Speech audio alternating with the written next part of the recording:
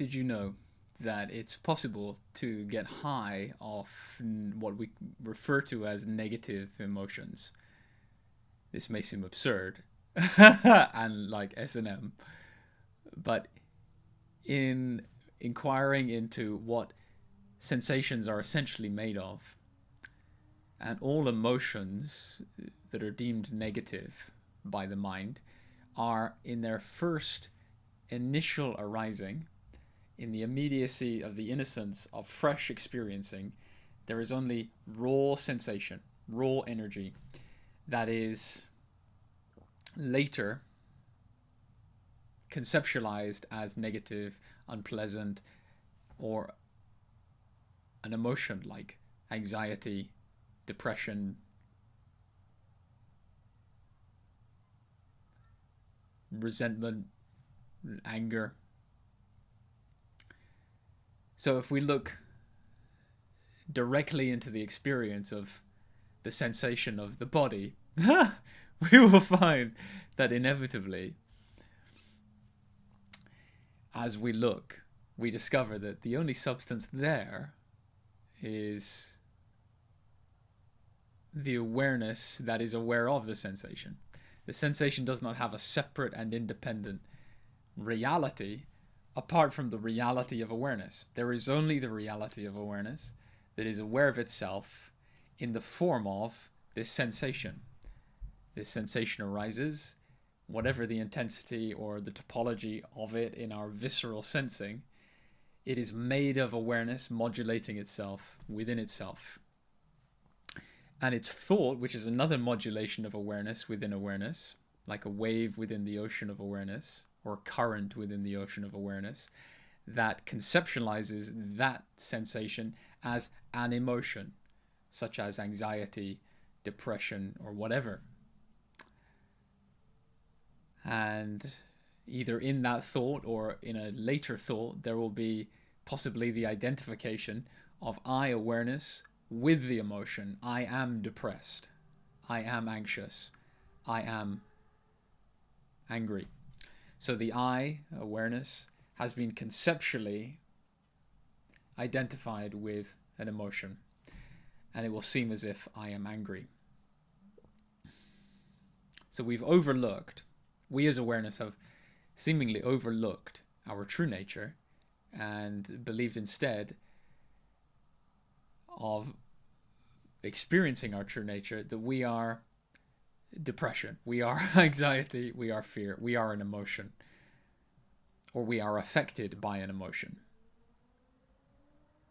If there is I and the emotion, even if there is the formulation I have an emotion, there is the emotion and I. So there is a duality and an interaction of two things that can have a relationship of resistance or a relationship of harmony. And if there is a relationship of harmony, like I have accepted my anger,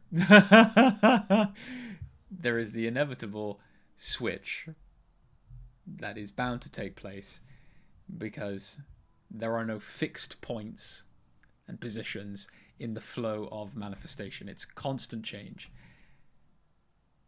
There will inevitably be a moment when the harmony of accepting the anger, I am accepting the depression, will become I resist the depression. They are both sides of the same coin. If there is an I separate from the emotion, then there is, by definition, a conflict. Even if the conflict is temporarily resolved in a seeming harmony of I accept this emotion, the I accept the emotion remains in a state of conflict because there are two. So there are two elements. The apparent I, in this case the ego, and the emotion. So that state will perpetuate the emotion of anxiety. If I identify as someone who has anxiety, I will perpetuate anxiety just by believing that. But the moment that I question the validity of that belief and discover that in my own experience there is no evidence that the I, the true I, awareness, is anxious or has anxiety. We as awareness do not have emotions, because if we look at an emotion, which we now understand to be a pure sensation with an additional label, all that we find substantially there is awareness. We only find our own substance. Our own substance is modulating itself in the form of a sensation with an identifying label. So we do not have sensations or emotions. We are the very substance of sensations and emotions. So when a sensation arises and the mind labels it negative, and perhaps there is the identification of I as a separate witness of the emotion, have this emotion or sensation. So there's a relationship. What's necessary is to inquire, and that is necessary to establish the recognition that we are this ever-free peace, which gets high of its own activity in the form of the sensation. Then we just inquire into the nature of the one that is aware. We may say, I witness the emotion, but if we look to the I, we really sink into the very reality of this awareness. We find that it is not emotional. It doesn't have any emotional information or content intrinsic to itself. And if we look at the very substance of the emotion, that is the sensation which is conceptualized by thought, all we find there is the substance of awareness. So it is the substance of awareness experiencing itself as this movement of sensation and thought, which thought is defining as an emotion. So this movement of sensation and thought is a dynamism.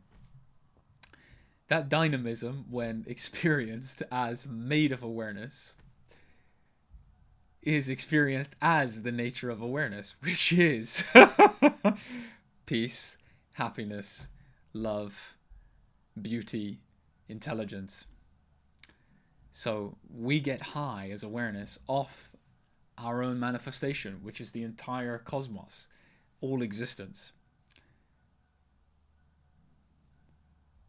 When we know ourselves as we truly are, which is this peace, happiness, not as a visceral vibration, but as the happiness which is super utterly complete, as infinity.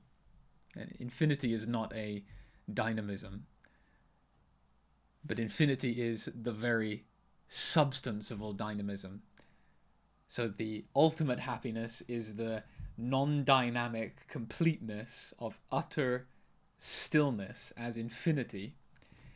And as that infinity apparently vibrates within itself into the form of a sensation or a thought or a perception, that thought, sensation, perception complex is experienced as made of this happiness. And that experience is joy, is ecstasy, is love. So we can get high off our own supply.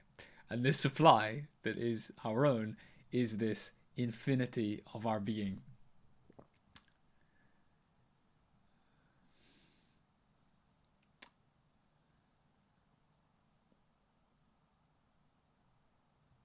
What more to say? There is only this.